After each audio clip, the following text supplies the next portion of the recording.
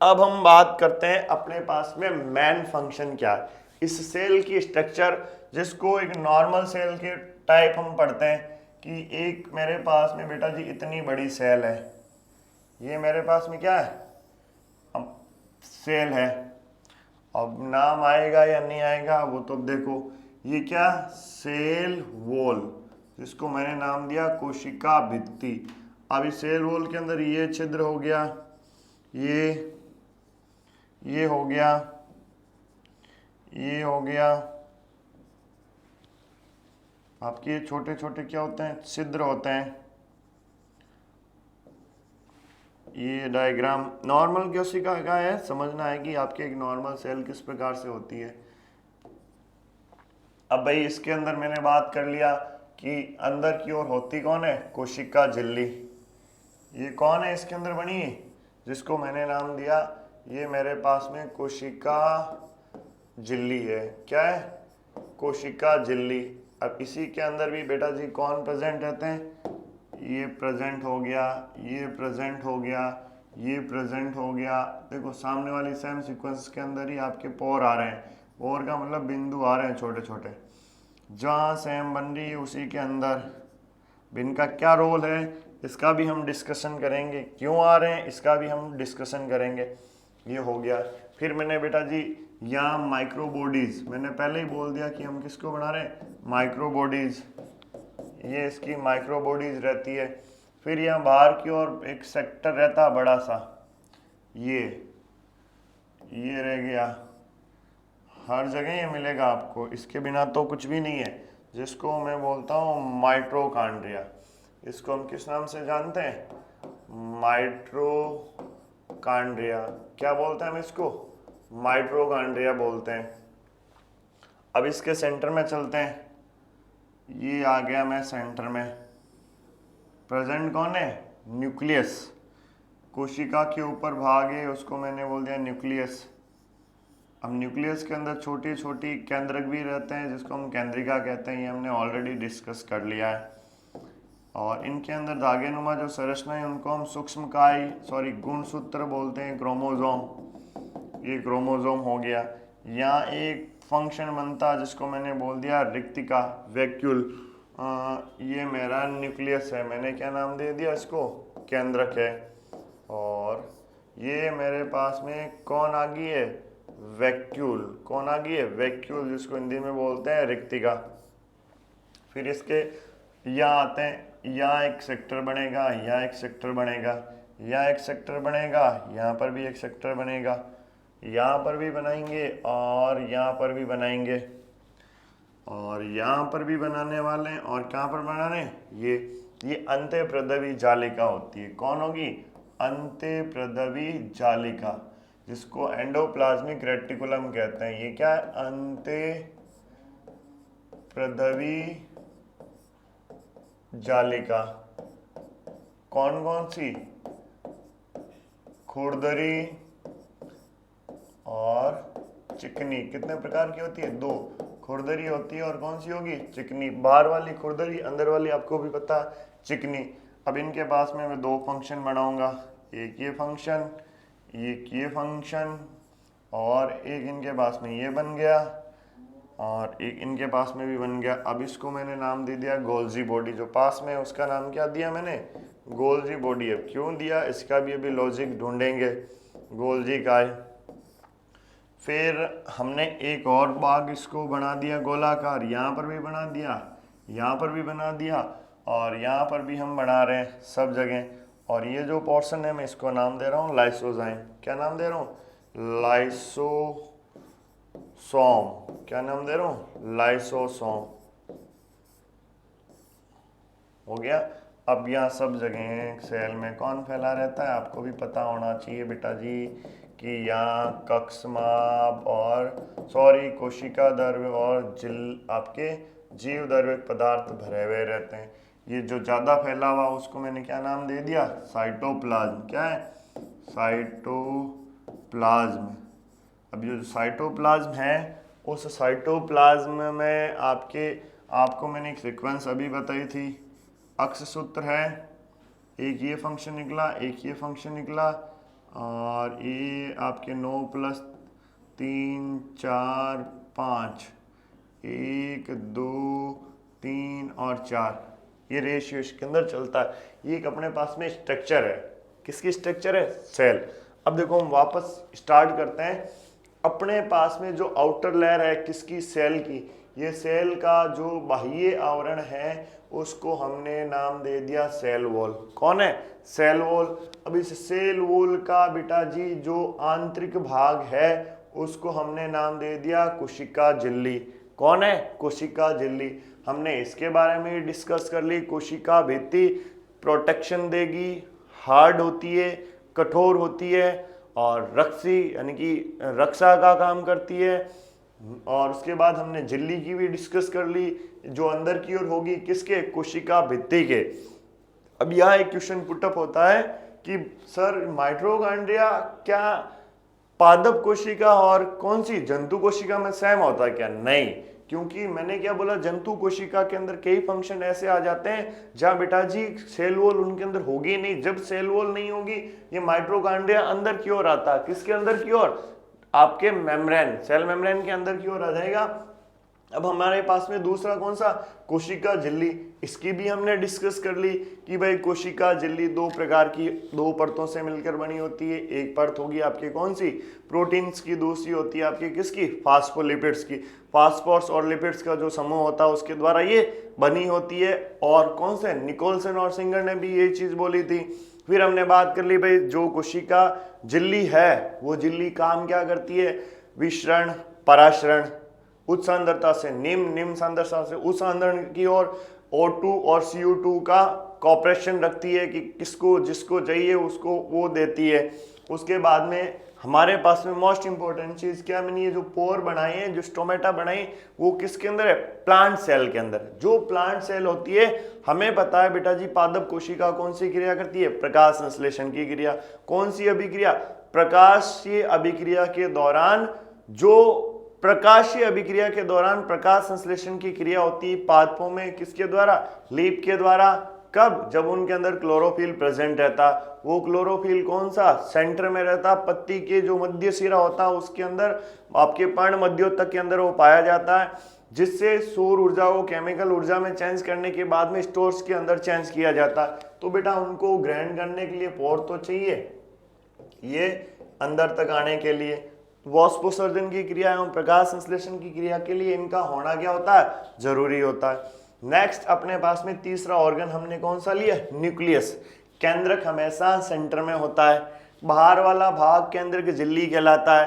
अंदर छोटे छोटे केंद्रिकाएं होते हैं, दागेनुमा संरचना होती है, उसको हम क्या बोलते हैं? गुणसूत्र। अब भाई हमने ये तो बात कर ली, इसके अंदर कोशिका आपके केंद्रक ध्रुव भी भरा रहता। खोज रॉबर्ट ब्राउन ने की थी। उसके बाद में अपने पास में क्या आ गया कि भाई कितने प्रकार के होंगे गुणसूत्र, हमने ये भी बात कर ली। वायरल, प्रोकैरियोटिक, यूकैरियोटिक और सेक्सुअल और नॉन सेक्सुअल। सारी वायरस के अंदर वायरल, पीपीएलओ माइकोप्लाज्मा के अंदर प्रोकैरियोटिक, प्लांट फंगल ह्यूमंस के अंदर यूकैरियोटिक। और आपके लिंग और अलिंग के अंदर हमने बात कर ली कि भाई 44 टोटल एक ह्यूमन बॉडी के अंदर 46 क्रोमोसोम होते हैं, उसमें से 44 तो होंगे आपके अलिंग गुणसूत्र और 2 होते हैं लिंग गुणसूत्र, जैसे एक्स और वाई।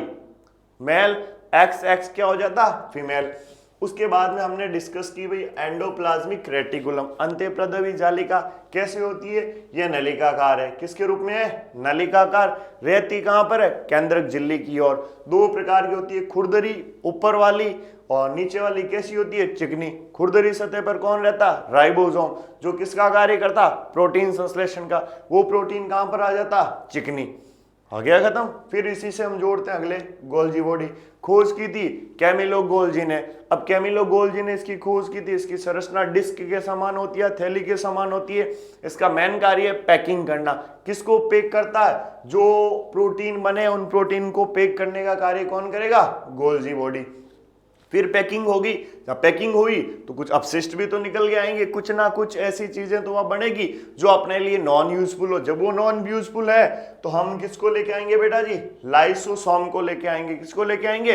लाइसोसोम को लेके आएंगे। अब जी लाइसोसोम आया, लाइसोसोम क्या करेगा कि जितनी भी कोशिका के अंदर मर्त कोशिकाएं हैं जितने भी अपशिष्ट हैं इनको इकट्ठा करके सेल से बाहर भेज देता है। ये तो इसका कार्य होता है, परंतु कई बार होता क्या है, ये अपनी सेल को आइडेंटिफाई करना भूल जाता है और जिसके कारण इसकी क्या हो जाती है बेटा जी, जो किल कर देता अपनी सेल को, और जिसके कारण ये आत्मघाती थैलियों के नाम से जाना जाता है, क्योंकि अपनी सेल को क्या कर रहा, मार रहा है। फिर अपने पास में झिल्ली हो गया, केंद्र हो गया, फिर आती वैक्यूल। ये वैक्यूल होती है किसके अंदर, प्लांटों के अंदर जो गर्त होता है उसको हम किस नाम से जानते हैं, वैक्यूल। और वैक्यूल का जो ऊपरी आवरण है वो टिनोप्लास्ट, जिसके कारण वैक्यूल को किस नाम से जाना जाता है, टिनोप्लास्ट के नाम से। और इस वैक्यूल के अंदर नॉन यूजुअल मटेरियल है वो सारे किसके अंदर भरे रहते हैं, वैक्यूल के अंदर भरे रहते हैं। फिर अपने पास में बेटा जी आता है, दोनों बाद में लेंगे, कि माइक्रोबॉडी। क्या होते हैं, माइक्रोबॉडी हमेशा याद रखना, ये सूक्ष्म कण है। ये सूक्ष्म कण कोशिका, भित्ति और झिल्ली के बीच में फैले रहते हैं। यदि भित्ति नहीं हो तो ये भी अंदर आ जाते हैं। आगे चीज समझ में। फिर अपने पास में आता है कौन, कि कसाब और पक्षमाप। मैंने आपको पहले ही बता दिया भाई, कसाब और पक्षमाप दोनों गमनांग। कसाब संख्या में कम होता है परंतु बड़ा होता है, पक्षमाप संख्या में ज्यादा होते हैं परंतु क्या होते हैं, छोटे। दोनों ही गमनांग के रूप में रोम युक्त संरचना होती है। कहां पर पाई जाती है, कोशिका द्रव्य में। ऊपर किसका आवरण होता है, झिल्ली का। कोशिका द्रव्य से एक छोर निकलता है जिसको अक्षसूत्र कहते हैं। अक्षसूत्र पर दो कसाब और उनके ऊपर नोकी सीक्वेंस के अंदर आपके पक्षमाप निकलती है, जहां रोम निकलते हैं, इसलिए इसको हम 9+2 प्रणाली के नाम से जानते हैं। ये कसाब और पक्षमाप हो गया। फिर बेटा जी अपने पास भी ये रहा फंक्शन, कसाब और पक्षमाप। फिर हमने बात कर ली भाई हरित लवक। वापस मैं किसके ऊपर आ रहा हूँ, हरित लवक। इसके अंदर वैसे नहीं है क्योंकि प्लांट सेल होगा उसी के अंदर ये फंक्शन होगा, कि हरित लवक लवक 3 प्रकार के होते हैं, वर्णी लवक, अवर्णी लवक और हरित लवक। वर्णी लवक वो है जिसको हम रंगीन बोलते हैं, जो विभिन्न प्रकार की प्लांट की लीफ को कलर डिसाइडर होते हैं, जिसके अंदर मान लो R-फाइक्रोइरिथिन हो गया, जैसे रोडोफाइसी, जैसे आपके प्यूकोजेंथिन हो गया, फियोफाइसी, ये सारे एल्गीज है। एल्गीज के क्या है, ग्रुप है। तो यहाँ ये वर्णी लवक होंगे रंगीन, जबकि अवर्णी होते हैं रंगहीन। फिर भी वो खाद्य पदार्थों के संचन के लिए क्या होंगे, सहायक होते हैं। फिर अपने पास में आता है हरित लवक। हरित लवक हमेशा याद रखना, पत्तियों का जो कौन सा पार्ट होता है, मध्योतक, पर्ण मध्योतक वहां पर पाए जाते हैं। और जो पर्ण मध्योतक के अंदर होंगे तो इसकी स्ट्रक्चर किस प्रकार की होगी, द्विपर्तीय। कैसी होगी, द्विपर्तीय। 2 झिल्लियां होगी, बाहर वाली झिल्ली इतनी पारगम्य नहीं होगी, अंदर वाली झिल्ली थोड़ी कम पारगम्य होती है, पर उसकी तुलना में थोड़ी, बाहर वाली की तुलना में थोड़ी कम। अब बाहर अंदर वाली जो भित्ति है उसका संबंध अंदर वाली झिल्लियों से होता है, जिसको हम किस नाम से जानते हैं, स्ट्रोमा। किस नाम से जानते हैं बेटा जी, स्ट्रोमा के नाम से जानते हैं। अब इसी स्ट्रोमा के अंदर थैलीनुमा संरचना पाई जाती है, जिसको थाइलेकाइड कहते हैं। अभी थाइलेकाइड के अंदर सिक्कों के समान चट्टे की संरचना बनती है, जिसको हमने ग्रैनुला बोल दिया। अब थाइलेकाइड जिनके द्वारा जुड़ा हुआ आपस में, थैलियां आपस में जुड़ी हुई, उनको हमने थाइलेकाइड पट्टिकाएं बोल दी। अब भाई स्ट्रोमा के अंदर ही वो सारे फंक्शन प्रेजेंट रहते हैं, DNA, RNA, ribosome, protein, enzyme, ये सारे किसके अंदर रहेंगे, स्ट्रोमा। फिर अपने पास में अपना टॉपिक आता है कौन सा, माइटोकॉन्ड्रिया। माइटोकॉन्ड्रिया को हिंदी में सूत्र कणिका बोलते हैं। किस नाम से जानते हैं, सूत्र कणिका के नाम से जानते हैं। फिर बात करते हैं कि भाई यदि ये सूत्र कणिका है तो ये बेटा जी प्रेजेंट कहां पर रहती है, तो भाई प्रेजेंट तो ये होगी आपके, यदि प्लांट सेल है तो भित्ति के अंदर झिल्ली के बीच में। जंतु कोशिका है तो आपके अंदर की ओर चली जाएगी, किसके, झिल्ली की ओर। माइटोकॉन्ड्रिया को कोशिका का पावर हाउस भी कहा जाता है। क्यों कहा जाता है, क्योंकि ये जो एटीपी का उत्पादन करके आपके सारे सेल ऑर्गन है वहां तक एनर्जी पहुंचाने का कार्य करता है। अब इसकी भी संरचना होती है द्विझिल्लीय, बाहर वाली झिल्ली और आंतरिक झिल्ली। अब जो आपके भीतरी झिल्ली है, यदि भीतरी झिल्ली का संबंध अंदर वाले पार्ट से हो रहा है, उसको उसके अंदर भरे रहते हैं समांगी पदार्थ, जिसको हम बोलते हैं अधात्री। और उसके बाद में बाहर वाली और कौन, अंदर वाली झिल्लियां आपस में मिश्रित होकर जिस संरचना का निर्माण करते हैं उसको बोलते हैं क्रिस्टी। और अधात्री के अंदर ही हमेशा क्या भरे रहते हैं, समांगी पदार्थ भरे रहते हैं। अधात्री के अंदर भी डीएनए, आरएनए, राइबोसोम, प्रोटीन, ये सारे अधात्री के अंदर होते हैं। आगे चीज समझ में, ये अपने एक तरीके से स्ट्रक्चर किसकी होती है, माइटोकॉन्ड्रिया की स्ट्रक्चर होती है। ये आपका फिर कोशिका द्रव्य और साइटोप्लाज्म, ये जितने भी बेटा जी आपके पास में फैले हुए हैं, कौन, या जो पार्ट फैले हुए हैं या छोटे छोटे कण, जो ज्यादा है उसको साइटोप्लाज्म, जो कम है उसको हम किस नाम से जानते हैं, जीवद्रव्य के नाम से जानते हैं। इसके अलावा कोई भी सेल ऑर्गन आपके पास में नहीं है। ये आपका फर्स्ट बुक सेल बायोलॉजी का फर्स्ट यूनिट, कौन सा, सेल खत्म होता है जिसमें ज्यादा कुछ नहीं है, सेल की डिस्कशन, उसके बाद में सेल ऑर्गन की पूरी डिस्कशन। 101% इस यूनिट में से क्वेश्चन बनेगा और वो बड़ा क्वेश्चन ही बनेगा। आएगी चीज समझ में। राइबोसोम मैंने आपको बता दिया है, राइबोसोम आरएनए में होता है, प्रोटीन संश्लेषण का कार्य करता है। इसकी 2 यूनिट होती है, 70S SCS, अपने को 70S के बारे में याद रखना, 30 + 50S से मिलकर बनती है और ये प्रोटीन संश्लेषण का कार्य करता है। आरएनए के प्रकार मैंने बता दिए, टीआरएनए, आरएनए, टीआरएनए, एमआरएनए और आरआरएनए, यानी कि मैसेंजर आरएनए, यानी कि क्या हो गया आपके पास में संदेशवाहक आरएनए, रूपांतरित आरएनए और राइबोसोमल आरएनए, ये आपके राइबोसोम के पार्ट हैं। इस हिसाब से आपका ये फर्स्ट यूनिट कंप्लीट होता है। कौन सी, फर्स्ट बुक का बीएससी 3rd ईयर। और एक यूनिट हम और करेंगे इसके अंदर, जो जेनेटिक है, जो पार्ट, ये अपने कितने पार्ट हो गए, 2। फर्स्ट पार्ट के अंदर आधे ऑर्गन आ गए थे, सेकंड पार्ट के अंदर जो दूसरे ऑर्गन हमने ले लिए, और उसके बाद में हम अगले पार्ट के अंदर, तीसरे पार्ट के अंदर कौन से, अगला यूनिट लेंगे और खत्म कर देंगे। उसके बाद में हम आएंगे किसके अंदर, इकोलॉजी। इकोलॉजी के अंदर भी 2 यूनिट को कंप्लीट करके फिर हमारे पास में आएंगे इनके इंपॉर्टेंट क्वेश्चन।